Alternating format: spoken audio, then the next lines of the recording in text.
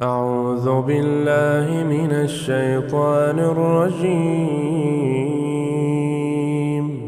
قل يا عبادي الذين أسرفوا على أنفسهم لا تقنطوا من رحمة الله إن الله يغفر الذنوب جميعا. Lihat, ternyata dunia ini memang tidak ada harganya. Jembatan-jembatan dengan nilai puluhan miliar. Yang kalau kita mendengar Bapak Prabowo sudah mempersiapkan berapa T? 60 triliun. Bayangkan 60 triliun itu hilang sebenarnya, jemaah. Boleh jadi yang hilang di Sumatera itu lebih dari 60 T. Tapi hal itu ternyata hanya sebentar. Allah Azza wa Jalla membuatnya jadi hilang. Maka kita perlu merenungkan supaya kita tidak tertipu dengan kehidupan dunia ini. Karena memang dunia ini seperti ular yang indah. Kadang-kadang kalau kita melihat ya, video-video tentang ular yang indah sekali, tapi dikatakan hati-hati jangan dipegang. Kenapa? Karena dia sangat berbisa. Begitu pula dengan dunia ini, hati-hati jangan sampai hati kita bergantung sama dunia ini. Rasul sallallahu alaihi wasallam pernah menyampaikan kepada para sahabatnya, ad-dunya hulwatun khadirah. Dunia ini manis dan hijau. Manis rasanya, hijau warnanya. Dan subhanallah, secara tabiat manusia itu suka dengan yang manis sama yang hijau. Nah, itu kan. Kenapa sampai sekarang puncak itu masih rame? Padahal boleh jadi orang tuh sudah berulang kali ke sana. Dahura 2 kali setahun di sana. Depan rumah kita udah hijau padahal. Tapi ternyata memang yang hijau-hijau itu sangat menggoda. Dan manis. Orang tuh suka sama yang manis-manis kecuali yang kena kencing manis. Karena dia sudah manis gitu. Wa innallaha mustakhlifukum fiha. Dan Allah Azza wa Jalla telah menjadikan kalian sebagai khalifah-khalifah di muka bumi ini. Jadi rumah ini hari ini milik siapa? Milik Bang Andre. Kira-kira 40 tahun lagi atas nama istri. Oh, nggak punya apa-apa gitu Bang. Nah, Masya Allah. Kalau marah-marah tinggal bukain pintu, kasih kunci, berangkat gitu kan. Iya, rumah ini mungkin 40 tahun lagi penghuninya berubah. 50 tahun lagi beda. Antum datang ke sini, mungkin juga antum nggak bisa datang ke sini lagi sudah. Antum berada di tempat yang lain. Akan ada generasi yang melanjutkan kita. Apa kata Allah? Kata Nabi SAW, wa innallaha mustakhlifukum fiha fayandur kaifa ta'malun. Untuk melihat bagaimana kalian beramal. Perbuatan kalian kayak apa sih? Ketika menjadi khalifah. Yang bakal digantikan. Fattaqud dunya wattaqun nisa. Lalu Nabi SAW mengatakan hati-hati dengan dunia dan hati-hati dengan wanita. Kenapa kok kita dipisahkan sama ibu-ibu? Wanita berbahaya. Berbahaya.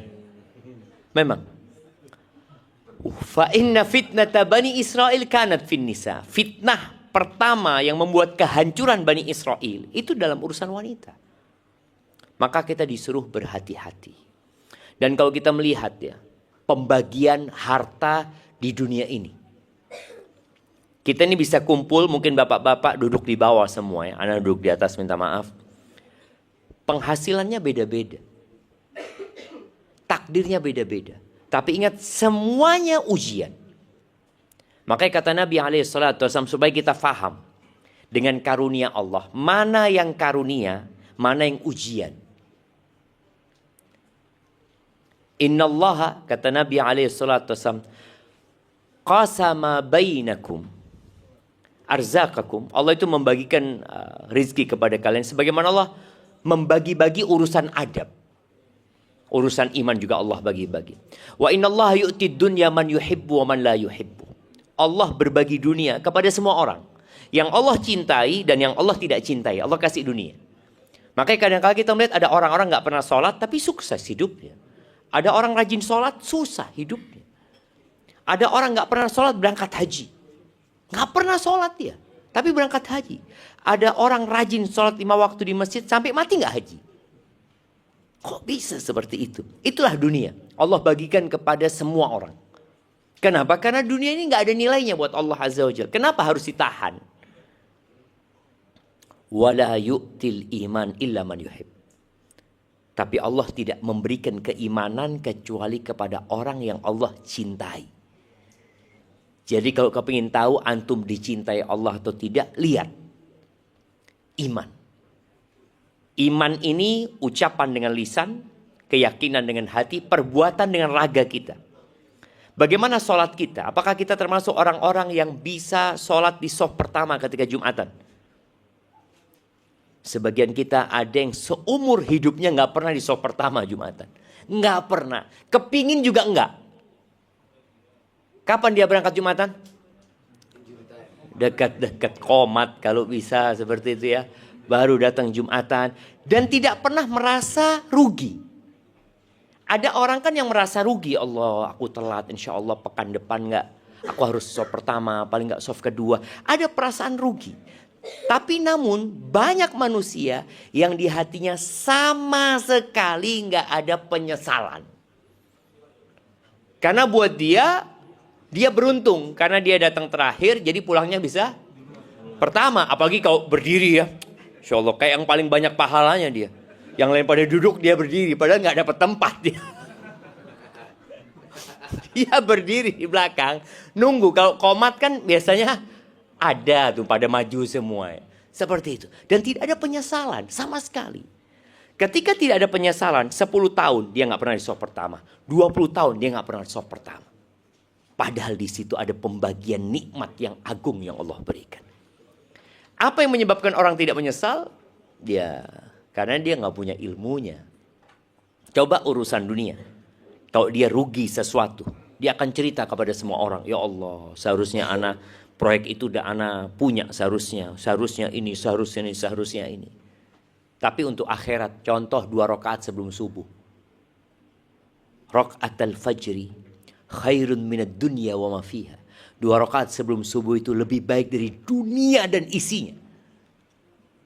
Tapi kadang-kala ada orang-orang yang tidak pernah 2 rakaat sebelum subuh. Jangan 2 rakaat sebelum subuh. Subuhan juga enggak gitu loh.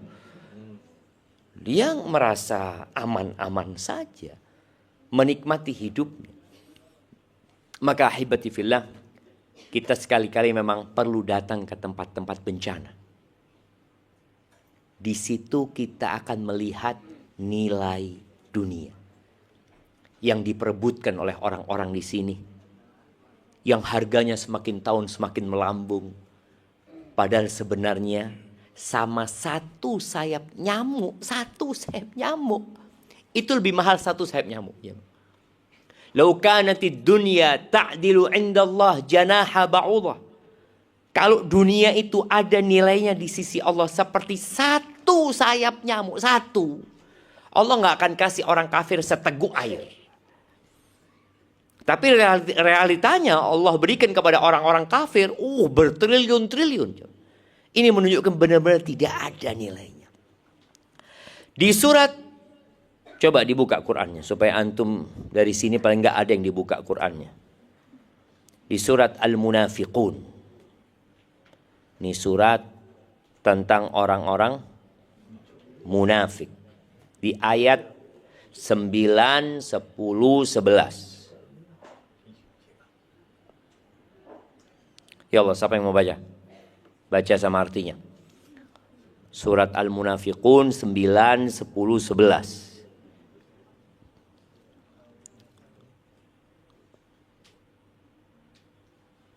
Udah dapat? Mic-nya ada berapa? Masya Allah. Ada jamaah umroh kita ini. Masya Allah. Waalaikumsalam warahmatullahi wabarakatuh. Kok sembunyi di balik? Tempatnya terbatas. Nah, fadhol, siapa yang mau baca? Baca sama artinya. Mic, ada mic nggak jamaah? Itu ada mic di situ. Fadhal. Mana yang udah dapat, Bang? Itu mic-nya. Ayat 9, 10, 11.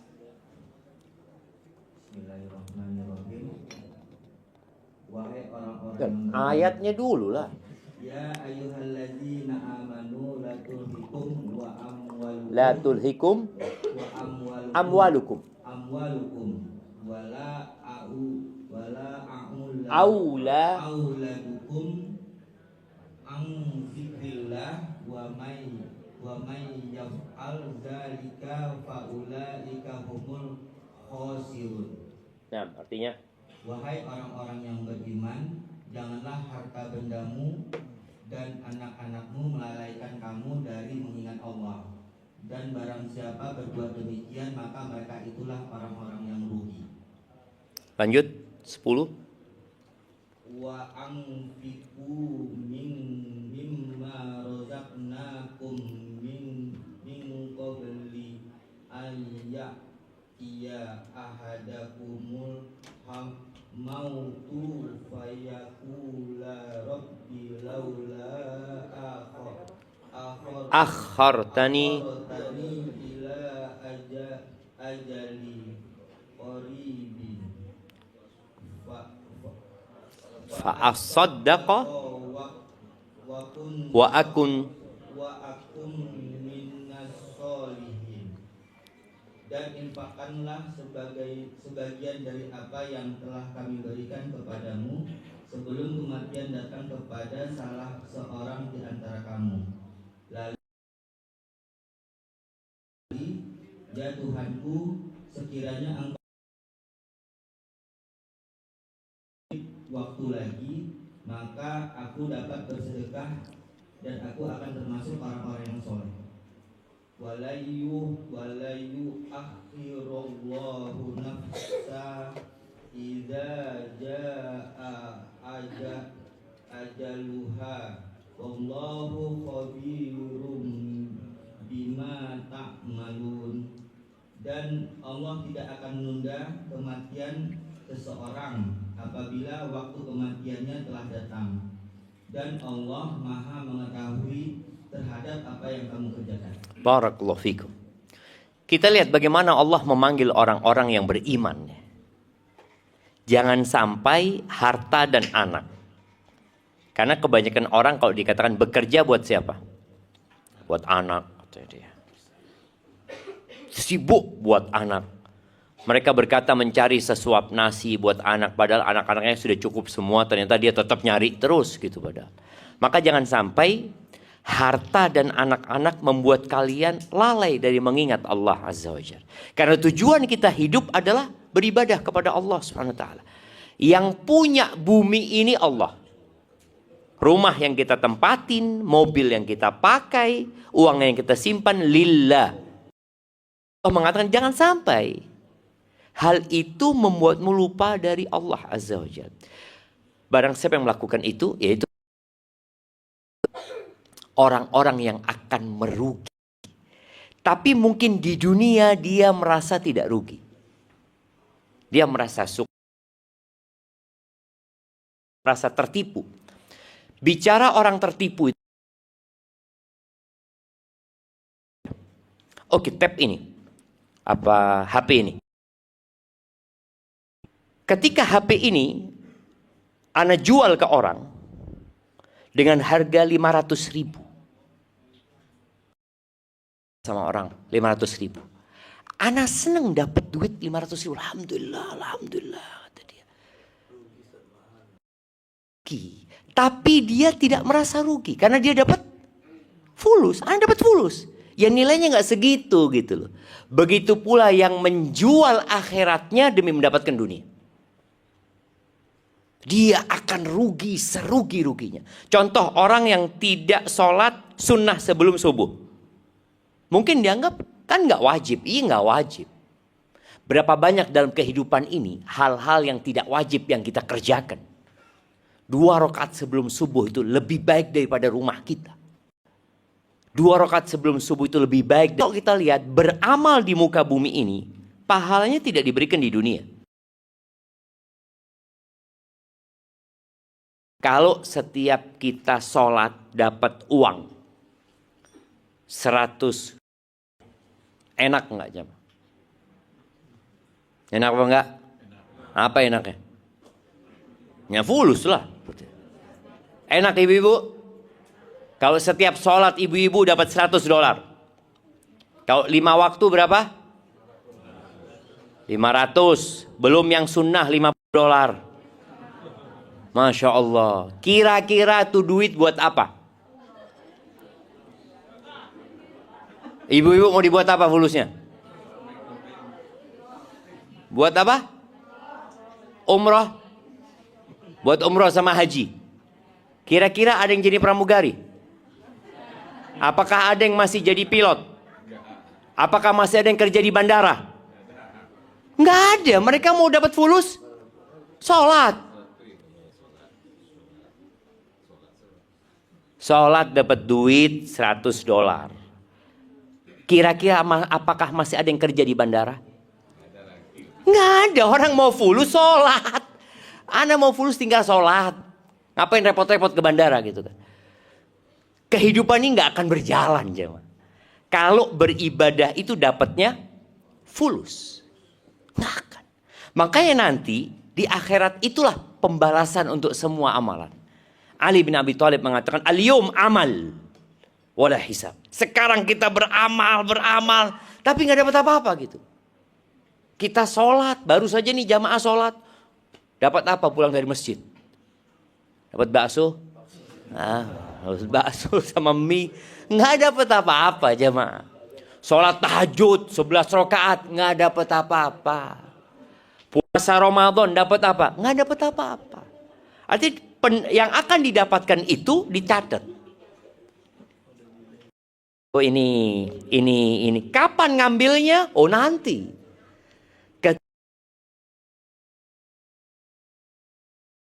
Nggak ada lagi orang yang bekerja. Disitulah balasan untuk semuanya. Di sanalah kita akan tahu ternyata 2 rakaat sebelum subuh ini nikmatnya. Perempuan di surga, emak-emak ini paling sedikit punya baju berapa? Punya baju berapa? Berlemari-lemari gitu kan. Bisa nggak ibu-ibu itu pakai 20 bajunya sekaligus? Bisa. Datang pengajian ya, pakai abaya yang warna hijau, warna merah, terus ditumpuk-tumpuk. Alaiha sab'una hulla. Hijau, jamnya hijau, kerudungnya hijau, tasnya hijau. Kayak lumut akhirnya keluar dia. Casing handphonenya hijau. Oh, tuhnya. Waktunya casing handphonenya hijau. Oh, tuhnya. Waktunya nggak lama. Makanya di ayat tuan rumah ini sodakoh anggap 10 juta. Sama pembantu sodakoh 100.000. 100.000. Banyakan mana?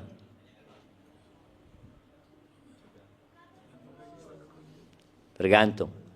Ya. Pembantu gajinya berapa di sini?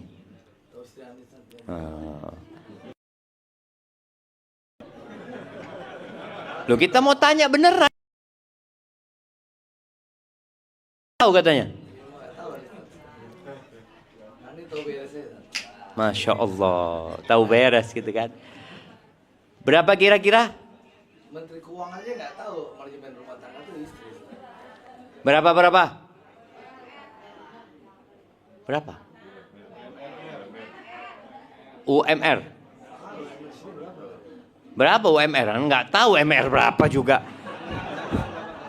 UMR tuh berapa maksudnya? Di sini berapa? 3 juta? 4. Oke, 4 juta. 4 juta. Dia sodakoh 100.000 dari 4 juta. Berarti berapa persen yang disodakohkan? Oke, yang satu dapatnya 1 M. Dia sodakoh 10 juta. Jadi antum bayangin berapa persen? Karena perhitungannya semua persentase. Rasul SAW mengatakan sabaqa dirhamun mi'ata dinar. Uang 1 dirham bisa mengalahkan 100 dinar. Kok bisa? Itu sahabat bingung gitu loh. Karena banyak sahabat yang sodakonya besar-besar. Tapi ada yang sodakanya kecil. Tapi ternyata yang 1 dirham ini bisa mengalahkan yang 100 dinar. Ingat, 1 dirham itu 1/10 dinar. 1/10 dinar. Berarti 420 juta. 1/10 dinar tadi berapa jadi?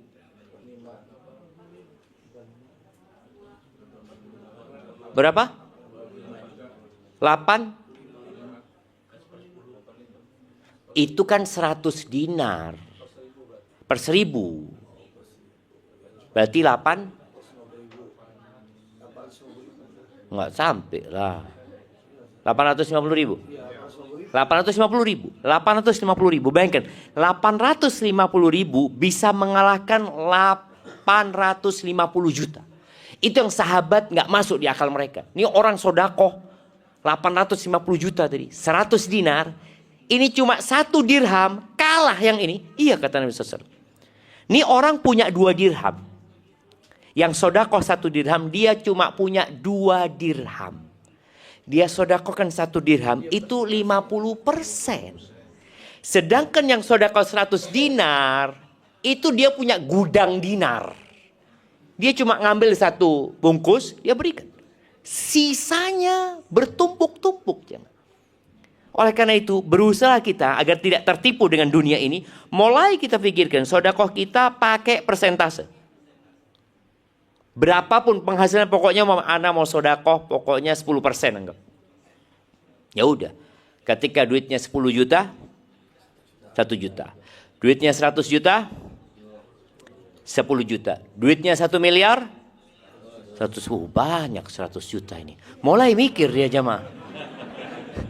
Iya, 100 juta ini. Padahal tidak, sama persis. Tidak ada bedanya. Tapi itulah banyak orang tertipu dengan dunia.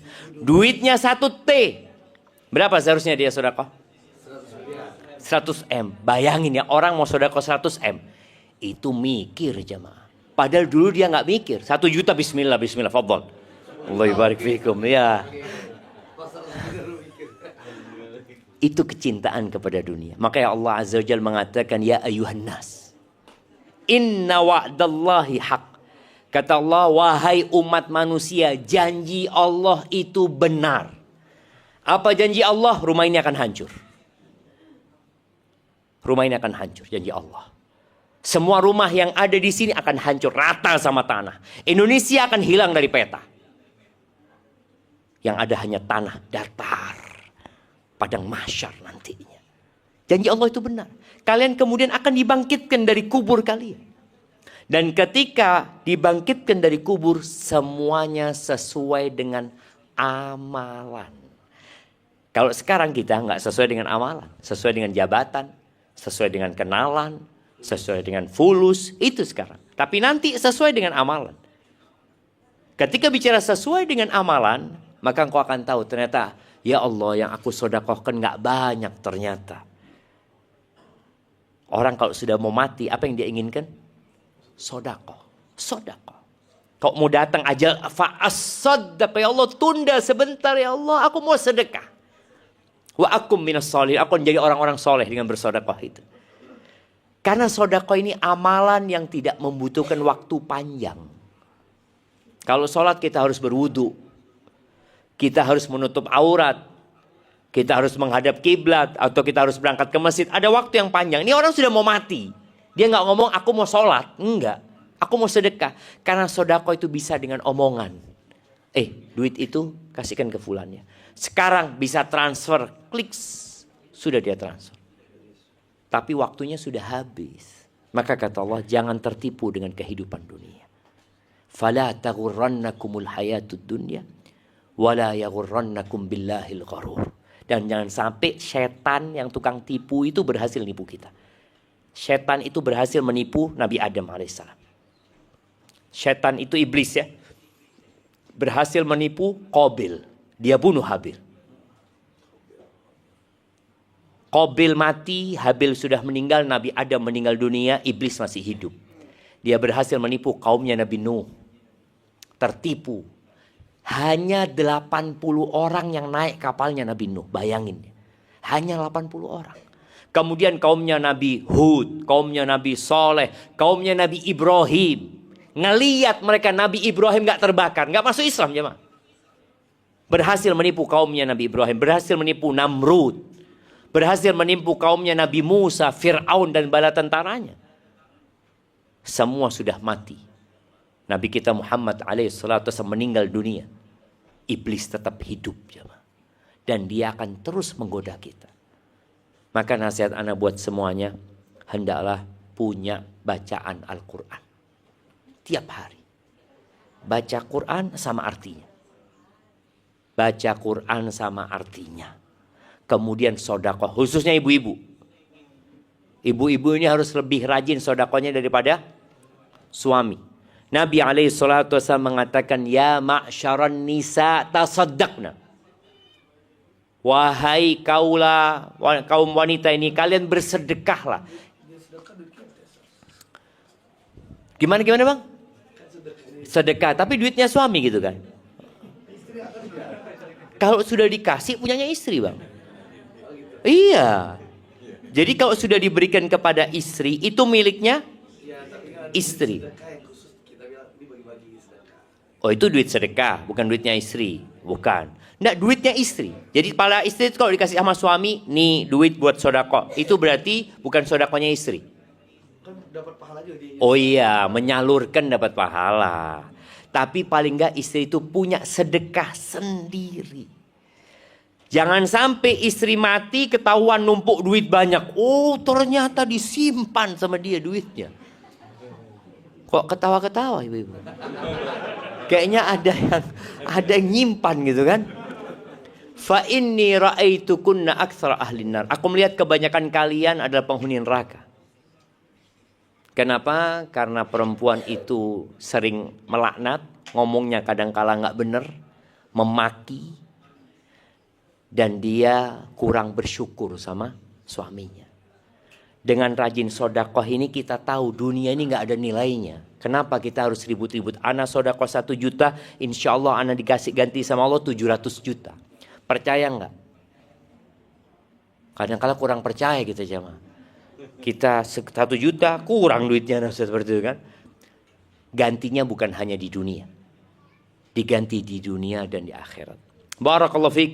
Itu mungkin yang dapat Anda sampaikan pada kesempatan kali ini. Semoga yang sedikit bermanfaat. Kita masuk ke sesi tanya jawab. Anda persilahkan ibu-ibu dulu yang mau tanya. Fadhal. Oh. Nah, kasih mic ke ibu-ibu. Kirim ke mak-mak.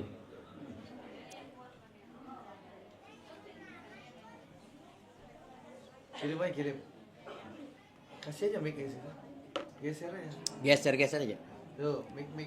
Iya, silakan ibu-ibu. Cepet mereka.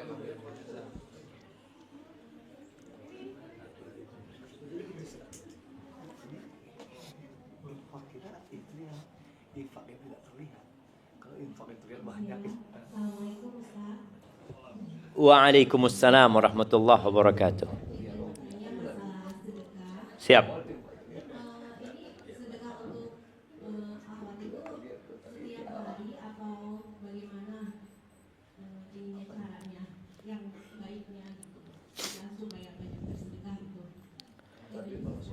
Masya Allah, barakallahu fiik ya. Iya, pertanyaan yang menarik ya. Kita sodakohnya itu tiap hari, tiap Jumat, apa tiap bulan, atau tiap gajian, atau seperti apa? Setiap pagi itu ada malaikat yang turun. 2 malaikat yang turun. Yang satu berdoa, Allahumma a'ti munfiqan khalafan. Ya Allah, berikan kepada orang yang munfik, yang suka berinfak. Ganti wa'ati mumsikan talafan. Yang satu berdoa, ya Allah berikan kepada orang yang bakhil, itu kebinasaan. Ini bukan berarti kita sodakohnya harian. Enggak. Boleh jadi orang sodakohnya tiap dapat duit, dia sodakohin. Mungkin dia dapat duit, mamanya dapat rezeki, dikasih suami, mamanya 1 hari dikasih, lalu dia sedekahkan. Besok nggak dikasih lagi sama suami. Tapi dia nggak sedekah. Bukan berarti dia pelit.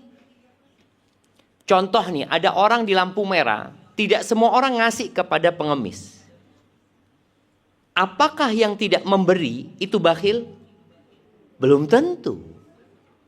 Apakah yang memberi adalah orang yang rajin sedekah? Belum tentu juga. Jadi akan dilihat dari kebiasaan dia sebenarnya. Boleh jadi yang tidak ngasih memang sedang tidak pegang duit. Boleh jadi yang ngasih cuma saat itu aja dia ngasih. Dia nggak suka berbagi sebenarnya. Jadi yang didoakan tuh orang yang rajin berinfak. Jadi bicara sedekahnya nggak harus harian. Boleh jadi tadi orang ini suka menyimpan. Jadi kalau dilihat putrinya Abu Bakar, Asma sama Aisyah itu adalah 2 orang yang rajin sedekah. Tapi gaya sedekahnya berbeda. Ana lupa ya, kalau nggak salah Asma itu yang suka sedekahnya dapat duit langsung dia bagi. Tapi Aisyah dia suka disimpan, dikumpulin nih sedekah ya. Kumpulin baru dibagi. Soalnya kalau cuma sedikit kayaknya dapatnya sedikit gitu loh. Dapatnya dia mau ngasih 10 orang nih. Dia dapat duit umpamanya 1 juta. Aduh cuma dikasih 100 ribuan. Kecil sih, ana simpen dulu kan. Setelah kumpul baru dia bagi. Namun orang yang seperti ini pun tetap masuk orang yang rajin berinfak. Jadi nggak harus sedekahnya harian. Tapi yang sedekah harian karena memang dia umpamanya ya ana insya Allah mau sedekah harian, tafadhol. Tapi ada lagi tadi yang tidak, enggak. Ana kalau harian umpamanya 10 ribu. Ana mau tiap Jumat lah 70 ribu. Kan bisa dibagi harian juga sebenarnya, sama nilainya gitu loh. Tapi dia pikir kalau 70 ribu itu insya Allah akan lebih manfaat. Jadi seperti itu ibu, bicara sedekah. Kemudian ingat ya, sedekah yang paling utama itu adalah kepada kerabat yang membutuhkan. Jangan sampai contohnya kita peduli sama saudara-saudara kita di Sumatera nih. Kita kirim fulus ke Sumatera. Sumatera itu jadi atensi semua orang. Tapi engkau punya keponakan. Siapa yang tahu dia susah? Cuma engkau gitu loh. Kenapa engkau sibuk bantu sana yang ini gak dibantu gitu loh. Padahal dia miskin dan kerabat gitu loh. Kita akan dapat 2 pahala. Pahala sedekah dan pahala silaturrahim ya. Barakallahu fiik. Ya, ini ada yang masuk pertanyaan tertulis. Assalamualaikum Pak Ustadz, ahsanallahu ilaik. Waalaikumsalam warahmatullahi wabarakatuh. Izin bertanya, jika ketika kita masih hidup kita menulis wasiat bahwa uang tabungan yang dipunya agar disedekahkan disalurkan ke yayasan yatim piatu, rumah tafid, misalnya pembagiannya punya uang 200 juta. 100 juta yayasan yatim piatu, yatim. 50 juta buat anak laki-laki. 50 juta buat anak perempuan. Oh, yang di yayasan tersebut ya. Pertanyaannya, bolehkah kita membagi seperti itu? Atau uang kita harus diatur sesuai syariat? Apakah kita menulis wasiat seperti itu untuk sedekah pahalanya sama besarnya dengan orang yang hidup bersedekah? Anda jawab dari yang terakhir ya pertanyaannya. Jadi nggak sama ya, sedekah ketika antum sehat, antum muda, dengan sedekah ketika antum sakit-sakitan, pahalanya beda. Kenapa? Orang yang sakit-sakitan itu sudah nggak berharap hidup lagi. Maka kata Nabi SAW, anta saddaqa wa anta sahihun syahih. Engkau bersedekah dalam posisi sehat walafiat dan engkau masih berambisi dengan dunia, itu lebih baik daripada engkau sedekah dalam kondisi engkau sudah sakit-sakitan, sudah kayak mau mati, lalu mengatakan buat fulan sekian, buat fulan sekian. Karena dia merasa kayaknya sudah mau mati gitu. Sedangkan orang yang berambisi dunia itu masih cinta sama hartanya. Makanya mungkin ibu-ibu pernah dengar cerita yang di Australia ada muslim yang mensedekahkan semua hartanya. Siapa namanya? Ali Banat. Iya. Kenapa dia sedekahkan? Karena divonis dia sama dokter. Umurmu tinggal sekian gitu. Maka dia berpikir bagaimana bersedekah. Beda pahalanya. Apalagi kalau wasiat. Wasiat ini kan sedekah yang dilaksanakan setelah meninggal gitu loh. Dia udah mati gitu loh. Malah dia ngurangi bagian ahli warisnya. Tapi itu hak dia, nggak apa-apa gitu, nggak apa-apa. Jadi buat orang-orang yang bakhil ini, paling enggak sodakonya setelah mati. Iya, kalau dia terlalu cinta udah sodakonya setelah mati. Nah, dan untuk sodakoh wasiat ini, yang diperbolehkan itu hanya 1/3 maksimal dari semua hartanya, bukan tabungannya ya, dari semua hartanya. Dia punya rumah, dia punya tanah, dia punya laptop, dia punya gelas, dia punya apa, semua yang dia milikin, itu 1/3-nya. Jadi kalau pertanyaannya tadi, dia punya 200 juta dari tabungannya, apakah ini harta dia semua, atau dia punya harta lainnya? Jadi yang terpenting tidak boleh lebih 1/3. Boleh lebih 1/3, asalkan ahli waris ridho. Karena itu hartanya milik ahli waris. Lu Ustaz, anak kan yang kerja, yang capek, ya udah sedekahkan sebelum mati. Jadi bebas. Orang kalau sebelum sakit-sakitan, sebelum mati ya, dia mau sedekah, mamanya rumah ini dia hibahkan. Anaknya nggak bisa nuntut. Karena dia masih dalam kondisi sehat. Ini miliknya Abah gitu loh. Abah yang bangun, Abah yang beli, Abah mewakafkan. Boleh. Tapi kalau sudah mati, itu jatuh jadi milik ahli waris. Jadi nilai sodakohnya berbeda jemaah. Antara orang yang bersedekah dalam kondisi tadi sekaratul maut ya, mau mati, dengan orang yang sodakoh dalam kondisi sehat walafiat. Barakallahu fikum. Nah,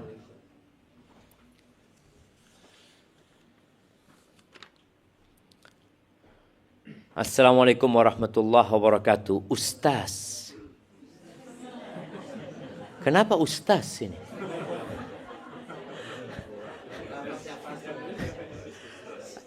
Ana izin bertanya. Tadi Ustaz bilang bahwa jika suami kasih uang gaji kepada istri, maka itu menjadi uang istri. Oh, alhamdulillah ditanyakan ya. Ini kalau nggak salah paham nanti jemaah. Jadi jika istri berinfak dengan uang tersebut, itu adalah uang istri sendiri. Apakah hal tersebut sama dengan orang tua yang mengasih uang kepada anaknya? Nah, begini. Jadi apabila suami memberikan uang kepada istri, itu ada yang untuk nafkah kebutuhan rumah tangga. Ada yang memang pemberian untuk istri. Jadi kalau umpamanya kebutuhan rumah tangga ini 10 juta, dikasih sama suami 10 juta. Berarti itu untuk kebutuhan rumah tangga. Suami ngomong kalau ada sisanya tafadhol diambil. Ada suami yang ngasih ini 10 juta untuk kebutuhan rumah tangga, ini 2 juta hadiah buat engkau. Berarti dia yang 2 juta itu murni milik dia. Bukan milik suami. Tapi kalau yang nafkah itu, yaitu berarti untuk kebutuhan rumah tangga. Apakah pemberian orang tua kepada anaknya? Kalau pemberian orang tua kepada anaknya jadi milik anak. Bebas dia ingin sodakohkan, itu sudah milik dia. Jadi intinya berkaitan dengan nafkah ini, ada yang memang diberikan untuk kebutuhan rumah tangga. Jadi tidak harus ya bapak-bapak, perlu paham juga, tidak harus ngasih uang sama istri. Kalau semua kebutuhannya sudah dipenuhi. Umpamanya dia butuh apa? Oh, istri ini butuh untuk listrik itu biayain, untuk kebutuhan rumah tangga semua sudah dibelikan ini dan itu ya. Kemudian kebutuhan pribadi istri, pakaian ini semua sudah diberikan. Ketika tidak dikasih duit nggak masalah, kalau itu memang nafkahnya sudah terpenuhi. Tapi kalau mau ngasih tambahan, itu namanya ihsan. Mana ihsan? Nah, ihsan itu namanya berbuat baik. Dan Allah cinta kepada orang-orang yang suka berbuat baik. Jangan sampai antum itu suka berbuat baik sama orang, sama istri sendiri, bakhil. Jangan sampai seperti itu. Betul ibu-ibu? Wah, dengerin.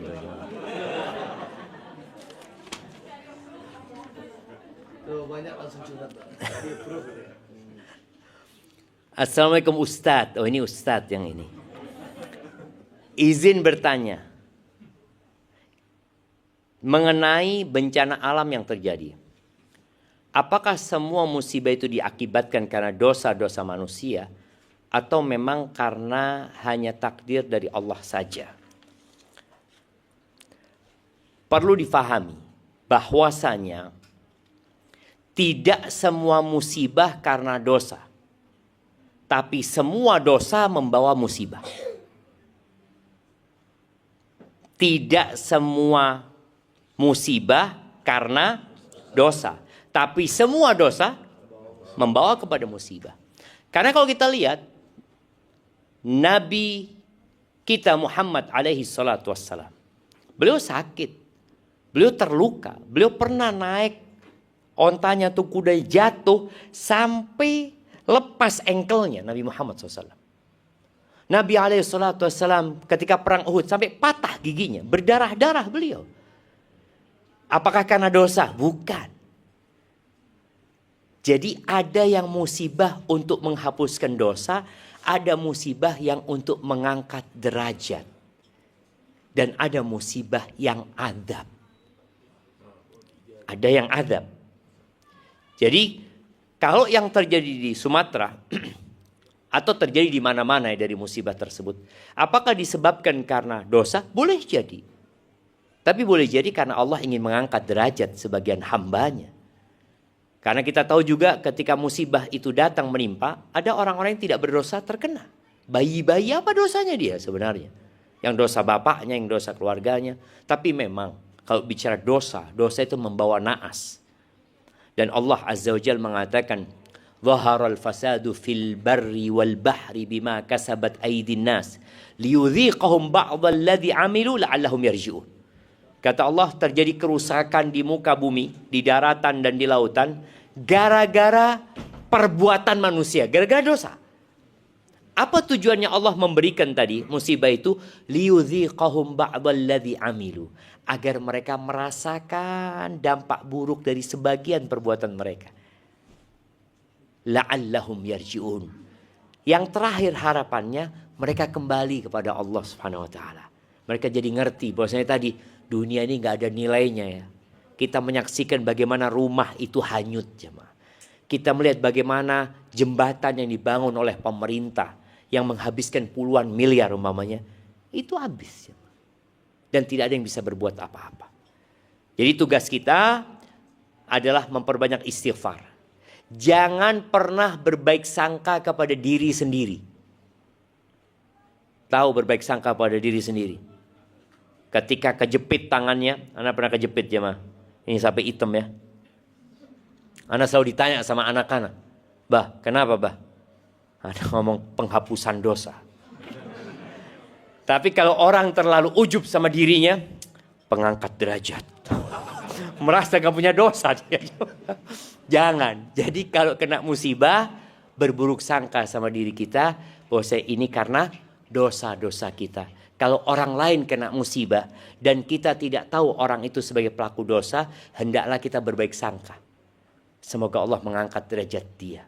Jangan sampai kita berpikir, kayaknya dia punya dosa tersembunyi, kayaknya dia yang gak ketahuan. Jangan, jemaah. Jadi hendaklah berbaik sangka kepada orang lain. Kalau kepada diri kita, kita berburuk sangka. Tapi selalu berbaik sangka sama Allah Subhanahu wa taala. Bismillah Ustaz. Apakah apabila orang tua yang menghibahkan hartanya untuk anak-anaknya termasuk bentuk sedekah? Iya. Ya hibah itu salah satu bentuk pemberian ya dari orang tua. Yang jelas akan mendapatkan pahala dari Allah Azza wa Jalla. Hatta luqma ini sampai seorang suami yang memberikan sesuap makanan kepada istrinya. Berharap pahala dari Allah jadi sedekah. Jadi kembali kepada niat orang tuanya. Sebagian orang tua itu menghibahkan harta kepada anak-anaknya karena takut anak-anaknya ribut setelah dia mati. Bukan karena berharap pahala dari Allah. Innamal a'malu binniyat. Amalan tergantung niat.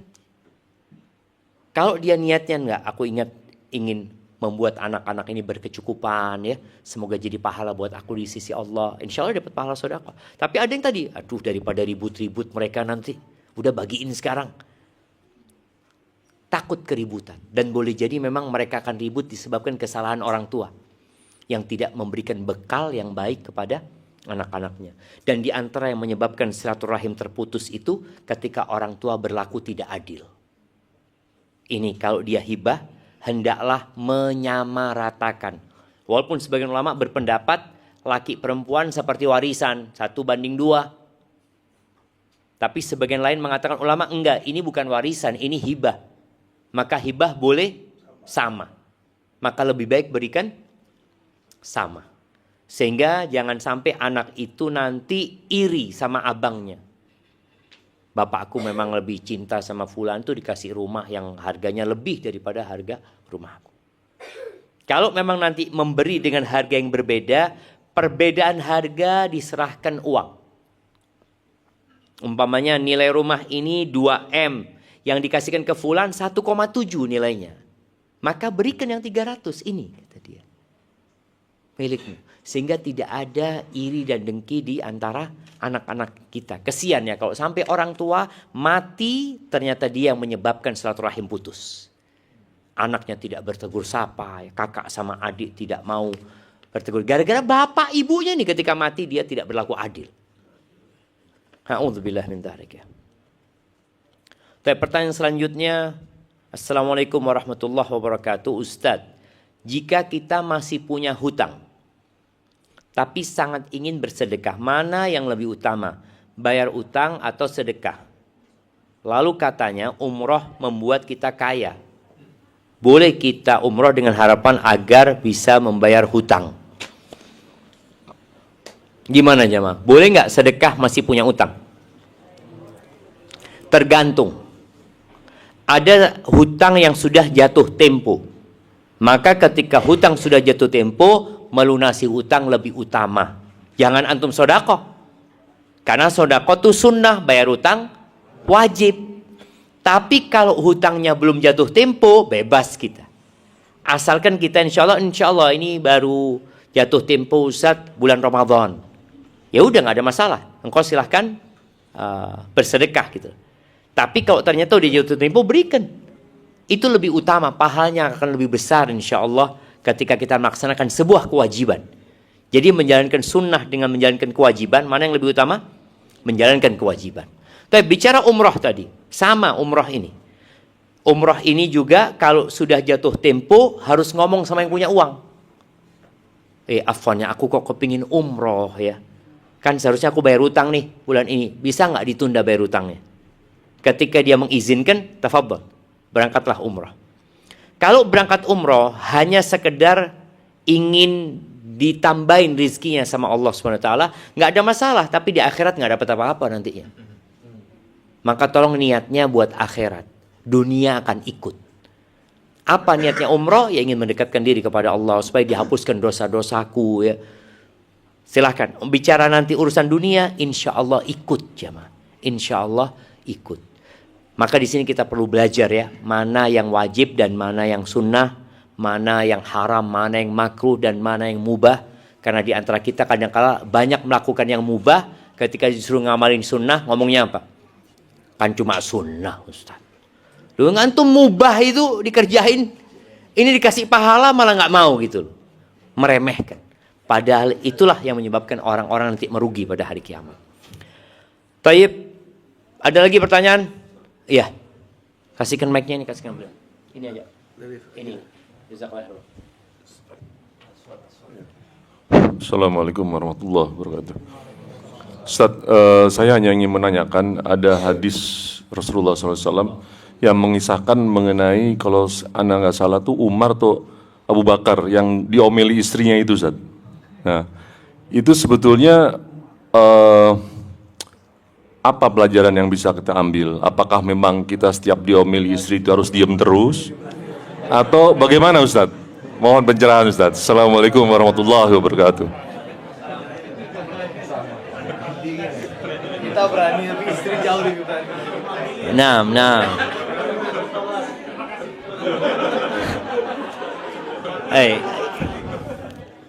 Sudah ibu-ibu? Di sini ada dua masalah sebenarnya. Yang pertama, seorang istri itu punya kewajiban menghormati, menghargai suaminya. Bahkan suami adalah surga atau nerakanya seorang istri. Dia punya banyak kewajiban kepada istrinya. Di sisi lain, suami diperintahkan untuk memaklumi kekurangan istrinya.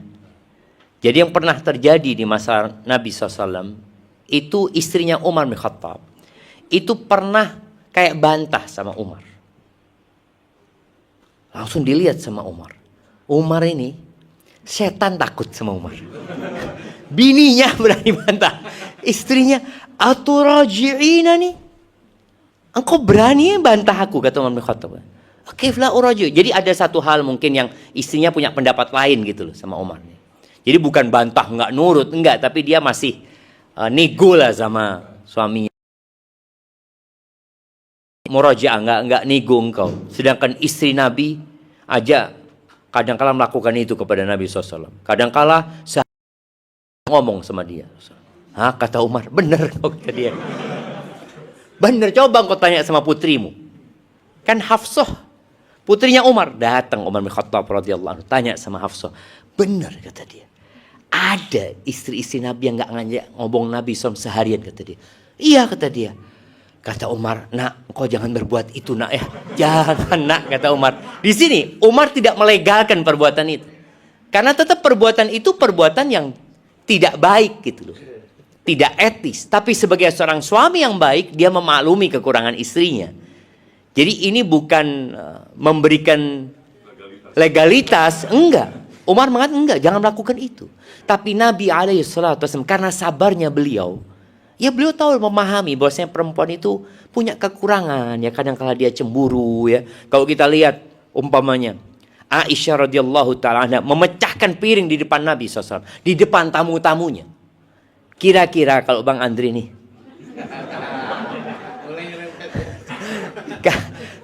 kalau ibu ini mecahkan piring, apa yang terjadi Bang Andri? Tambah pecah lagi piringnya. Ya kita lihat bagaimana Nabi SAW di depan tamu-tamunya. Beliau cuma mengatakan, gharat ummukum, ibu kalian lagi cemburu, kata Nabi SAW. Selesai. Tapi bukan legalitas, oh boleh memecahkan piring gitu kan. Enggak. Tetap perbuatan itu perbuatan tercela gitu loh. Jadi seorang suami ketika mendapatkan istrinya ngomel, yang paling enak itu memang diem.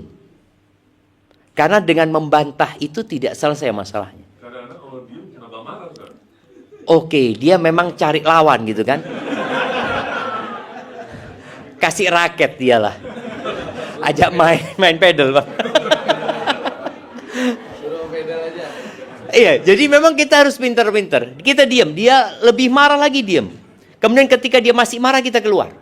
Kadang-kala perempuan itu kalau kita nggak pintar-pintar menghadapi mereka, dia tuh nggak ingin kita keluar. Dia ingin masalahnya selesai. Yang dia inginkan cerai. Yang dia inginkan pisah. Saat itu juga. Jadi kadang-kala suami ini kalau keluar dari rumah, kemana kau, kata dia. Belum selesai urusannya. Duduk sini. Duduk sini. Iya, jadi kita yang harus kabur. Sebagaimana Ali bin Abi Thalib ketika ribut sama Fatimah, Ali keluar. Ali keluar. Karena kadang-kala kita dipancing emosinya nantinya. Maka keluarlah. Keluarnya kemana? Ke masjid. Jangan keluar ke mana-mana gitu kan. Yang benar keluarnya gitu loh. Jadi istrinya tahu kalau suaminya pergi insya Allah ke masjid. Tidak tahu masjid yang mana gitu kan. Wallahu a'lam bishawab. Jadi yang jelas buat ibu-ibu, cerita tadi bukan menjadi inspirasi buat kurang ajar sama suaminya, enggak. Kebanyakan wanita itu masuk neraka gara-gara tidak menghormati suaminya, tidak menghargai suaminya, tidak memuliakan suaminya ya. Dan boleh jadi suami ini ya sabar, dia berpikir ya semudah-mudahan lah dunia ini ujian ya, semoga nggak ketemu lagi sama istri ana di hari kiamat. Boleh jadi ada yang seperti itu, karena ada satu konten ya, ini ada 4 orang kalau nggak salah, 1 orang ini diganyang sama istrinya. Kan kita tahu lah sahib-sahib kita yang istrinya itu na'udzubillah ya seperti itu ya. Terus kasih tahu, ada syekh cerita bahwa ternyata engkau itu akan bersama istrimu di surga nanti. Kata dia, a'udzubillah, ketemu dia lagi, kata dia. Allahu Akbar. Padahal kalau sudah masuk surga semuanya jadi baik ya, nggak ada yang buruk lagi. Sebagaimana ada bapak-bapak, istri yang tidak ingin ketemu sama suami. Pernah ada seorang wanita umurnya 60 tahun. Dia tanya sama Ustadz, Ana sudah umur 60 tahun. Suami Ana sudah meninggal. Dan Ana membaca hadis bahwasanya perempuan itu akan bersama suaminya yang terakhir. Ana nggak mungkin nikah lagi, Ustadz. Tapi Ana nggak kepingin ketemu suami Ana nanti di akhirat, Ustadz. Bayangin, dia sampai seperti itu karena bencinya sama suaminya. Ya Ana sampaikan, kalau suamimu masuk surga, suamimu nggak akan seperti ketika di dunia gitu loh. Tapi kalau memang nggak masuk surga, nggak akan ketemu sama suami gitu loh. Barakallahu fikum. Nah, oh ini ada pertanyaan di sini, bapak-bapak. Ini mic, Ana kasih. Fadhal. Assalamualaikum Ustaz. Tadi di awal Ustadz menyatakan bahwa hati-hati dengan dunia. Jadi kita harus bisa membedakan mana karunia, mana ujian. Nah ini yang saya juga jadi bingung dengan kondisi ini. Kadang kita dapat rizki, kita bilang ini rezeki anak soleh. Tapi jadi bertanya sekarang, apakah ini karunia atau jadi ujian? Jazakallah khair. Masya Allah, barakallahu fiik. Iya jemaah. Ini memang harus kita renungkan ya, yang kita miliki itu. Karena memang Nabi SAW mengatakan, Inna Allah yu'ti dunya man yuhibbu wa man la yuhibbu. Allah itu membagi dunia kepada orang yang Allah cintai dan kepada orang yang Allah tidak cintai. Allah kasih semuanya. Wala yu'til iman illa man yuhib. Tapi Allah tidak berbagi iman kecuali kepada orang yang Allah cintai. Rizki itu ada dua. Ada rizki yang halal, ada rizki yang haram. Dua-duanya sama-sama rizki. Rizki yang halal boleh jadi nikmat, boleh jadi ujian. Kalau rizki yang haram ya jadinya azab, jelasnya sudah. Tapi rizki yang halal, yang tadi dikatakan rizki anak soleh, umpamanya, ini bisa jadi karunia, bisa jadi ujian. Yang jelas ujian dari Allah SWT. Kapan dia jadi nikmat? Ketika mengantarkan kepada ketaatan. Kapan dia jadi nikmat yang artinya azab? Ketika dia mengantarkan kepada kemaksiatan. Maka di situ kita bisa lihat. Kita dapat rezeki nih. Alhamdulillah duit 10 juta. Kira-kira kemana 10 juta ini? Oh alhamdulillah kasih nafkah buat orang tua. Nikmat. Oh alhamdulillah kasih nafkah buat istri. Jadi digunakan dalam ketaatan. Jadinya nikmat.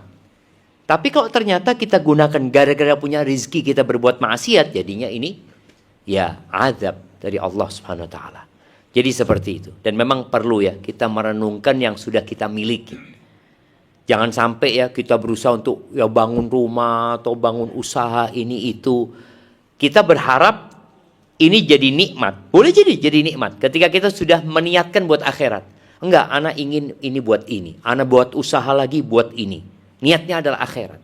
Dan dia lakukan itu. Itu insya Allah rezekinya jadi nikmat.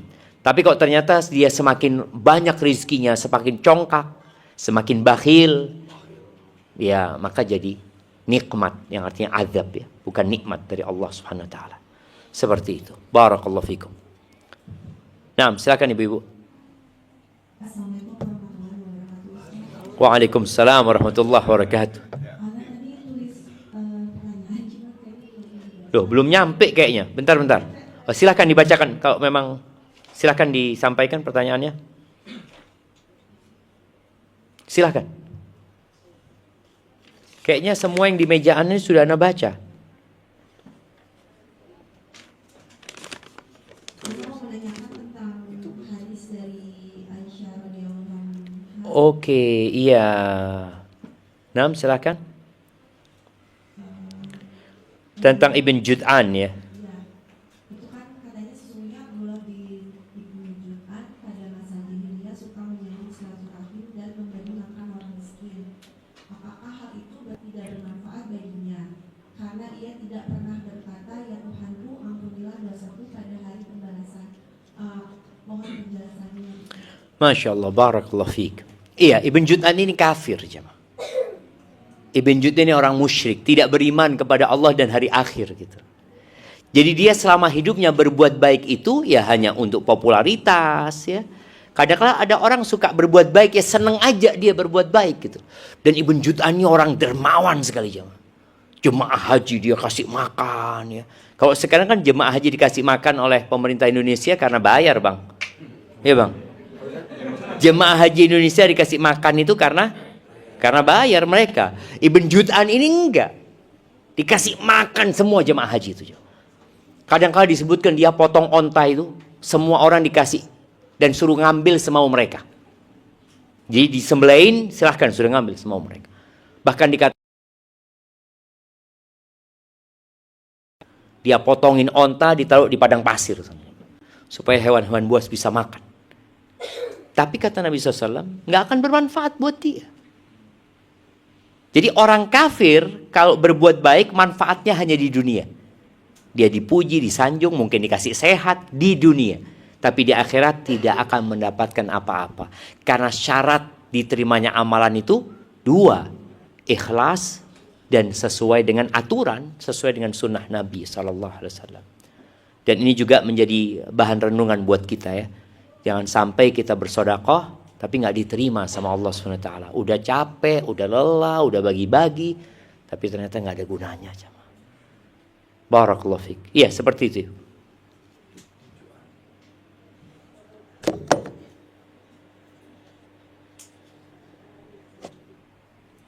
Kayaknya, nah, fadhal. Baik Ustadz, terima kasih. Saya ingat kalau hari ini itu hari terakhir Jumadil Akhir Ustadz. Jadi besok itu kita mau masuk bulan Syakban. Syakban. Rajab ya? Rajab.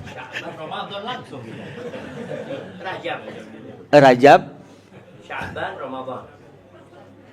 Iya Ustaz. Jadi untuk menghadapi 2 bulan ini Ustaz, mohon arahannya Ustaz untuk menyambut puasa nanti Ustaz. Terima kasih Ustaz. Iya. Jadi Muharram, Safar, Rabiul Awal, Rabiul Akhir, Jumadal Ula atau Jumadil Awal, Jumadal Akhirah, Rajab, Sya'ban, Ramadan, Syawal, Dzulqa'dah, Dzulhijjah. Semoga Allah menyampaikan kita ke bulan Ramadan. Ya, ahibati fillah, seharusnya umat Islam itu tidak sibuk dengan Desember. Karena kita berada di bulan Jumadal Akhir. Habis Jumadal Akhir, Rajab. Rajab itu salah satu bulan haram. Nah, bulan haram itu ada 4. Siapa yang menyebutin? Anda kasih 1 piring. Nah, ya sebutkan. Rajab. Enggak. Dzulhijjah. Muharram. Sebelum Dzulhijjah. Dzulqa'dah. Masya Allah. Kasihkan bang. Anda kasih hadiah. Kan Anda ngomong mau kasih Anda hadiah. Bismillah. Iya, jadi bulan Rajab itu salah satu bulan haram. Jadi keutamaan bulan haram itu memang berbuat dosa di bulan itu bobotnya jadi berat. Dan Allah jadikan bulan Rajab itu menjadi 2 bulan sebelum bulan Ramadan. Agar kita benar-benar menjaga diri dari dosa di bulan Rajab. Ada banyak hadis yang berkaitan dengan puasa di bulan Rajab, sholat di bulan Rajab ya. Tapi hampir semua hadis itu kalau nggak palsu lemah sekali. Jadi nggak ada yang bisa diamalin gitu. Terus apa yang kita perlu lakukan? Yang pertama bertobat kepada Allah Azza wa Jalla. Para ulama menyebutkan bahwasanya bulan Rajab itu adalah bulan bercocok tanam. Dan kalau kita lihat orang kalau mau nanam sawit, apa yang dilakukan? Mau nanam sawit, tebang pohon dulu. Mau nanam sawit, bersih-bersih lahan gitu loh. Bersih-bersih lahan, iya. Orang kalau mau tanam padi umpamanya, setelah menanam jagung, apa yang dia lakukan? Dia bersihkan lahannya dulu. Jadi dia persiapkan lahannya supaya ketika benih itu ditaruh, tumbuh dan bagus serta subur. Maka bulan Rajab menjadi bulan untuk bercocok tanam. Dimulai dengan bertaubat, bersihkan diri kita. Kemudian mulai baca Qur'annya, paling enggak kita hatam sebulan sekali. Jadi one day, one juice. Kalau bisa lebih, alhamdulillah. Puasa sunnahnya ditambah. Tapi tadi nggak ada puasa sunnah khusus di bulan Rajab. Tapi perbanyak. Umpamanya puasa sunnahnya, ana mau puasa di bulan Rajab 15 hari umpamanya. Ya sudah, bisa dibikin Daud umpamanya, atau dibikin enggak lah, ana 5 hari puasa 5 hari off, seperti itu. Boleh, nggak ada masalah jamaah. Jadi Nabi Muhammad SAW itu puasanya nggak puasa Daud. Beliau puasanya itu kadang-kala yasum, puasa berhari-hari, nggak berbuka. Tapi nanti kemudian beliau berbuka. Tapi beliau menyebutkan bahwasanya sebaik-baiknya puasa alaihi salatu wasallam puasanya Nabi Daud ya. Jadi kalau bisa seperti itu. Jadi sholat malamnya sudah mulai. Jangan sampai nanti di bulan Ramadan kita sudah sulit mau sholat malam. Tapi kalau sudah kita terbiasa sholat malam di bulan Rajab ini, insya Allah masuk Ramadan akan lebih semangat lagi. Masuk bulan Sya'ban itu disebutkan Syahrus Saqi. Bulan untuk menyirami dan memupuk yang kita tanam di bulan Rajab ini. Dan bulan Sya'ban itu bulan diangkatnya amalan. Nabi alaihissalam di bulan Sya'ban hampir full puasa. Kana yasumu Sya'ban kullah, kata Aisyah. Beliau puasa Sya'ban full, seakan-akan 1 bulan. Di riwayat lain dikatakan illa qalila, cuma sedikit beliau nggak puasa. Kalau kita di bulan Rajab sudah mulai puasa, jadi masuk Sya'ban itu puasanya bisa lebih banyak. Umpamanya Rajab kita puasa 15 hari. Sya'ban bisa 25 hari kita puasa. Masuk Ramadan santai kita. Udah santai. Kan kebanyakan orang di Ramadan itu kaget ya, kenapa mereka hari pertama itu kok balas dendam ya, makan ini. Karena pertama kali dia puasa gitu loh. Dia nggak makan, ya Allah, jam 3 habis sholat asar sudah duduk di meja makan. Tanya sama istrinya, kita berbuka apa gitu loh. Terus gitu loh. Ketika ada radio, biasanya dulu kan kita nonton radio kan, mau request apa? Request adzan maghrib gitu kan. Dia request adzan maghrib supaya lebih cepat. Kenapa? Karena dia nggak biasa puasa. Tapi kalau dari Rajab sudah puasa, udah dibanyakin ya, insya Allah masuk Ramadan udah bagus. Kenapa para ulama terdahulu mereka di bulan Ramadan bisa hatam tiap 3 malam? Sholat ya, tiap 3 malam. Ternyata selama di hari-hari sebelum Ramadan, dia biasa hatam Al-Quran tiap 7 malam. Masuk Ramadan bisa tiap 3 malam. Masuk 10 hari terakhir bisa tiap malam. Kita yang tidak pernah baca Quran, masuk bulan Ramadan kepingin hatam 3 hari sekali. Nggak bisa. Maka perlu latihan. Jadi latihannya dimulai di bulan Rajab ini ya, insyaallah, dan hindarin dosa. Kata Nabi SAW, ittaqil maharim takun a'badan nas. Tinggalkan dosa, engkau akan jadi orang paling ahli ibadah. Ada orang yang ibadahnya. Itu ada dia stadiranya lupa nih. Duh, gimana? Itu mau ditukar tadi piringnya. Tapi nggak apa-apa, kita tambahin lah, kita tambahin hadiahnya. Gimana ceritanya? Nah, fadhal, kirim ke sana. Tadi yang tanya, siapa yang tanya tadi? Yang tanya kasih hadiah yang tanya. Nah, yang tanya kasih hadiah. Kasihan ke beliau. Waduh, yang perempuan ini, Bang. Ini buat perempuan, Bang. Iya. Iya, yang pertanyaannya tadi yang mana jemaah? Yang Ibn Jud'an. Kasih orda. Insyaallah. Terus yang tanya tadi apa lagi? Ada mama tanya apa tadi yang pertama? Sedekah, kasih ini. Nah. Ada lagi yang tanya? Tadi? Cuma 2 kalau saya ibu. Atau 3? Ada lagi tadi yang tanya. Oke, kita kasih ini. Nggak tahu apalah. Oh, fulus kayaknya itu jamaah. Kok berat? Nggak salah naruh abang, nggak? Nggak. Siap, barakallahu fik. Iya, ana rasa, ana harus jalan jam 2 jamaah. Sohi minta maaf ya. Satu lagi insya Allah nanti kalau sudah pindah rumah insya Allah satu lagi. Tapi insya Allah kita lanjutkan pada pertemuan yang akan datang. Kita tutup majelis ini dengan membaca doa kafaratul majelis. Subhanakallahumma wa bihamdika asyhadu an la ilaha illa anta astaghfiruka wa atubu ilaik. Assalamualaikum warahmatullahi wabarakatuh.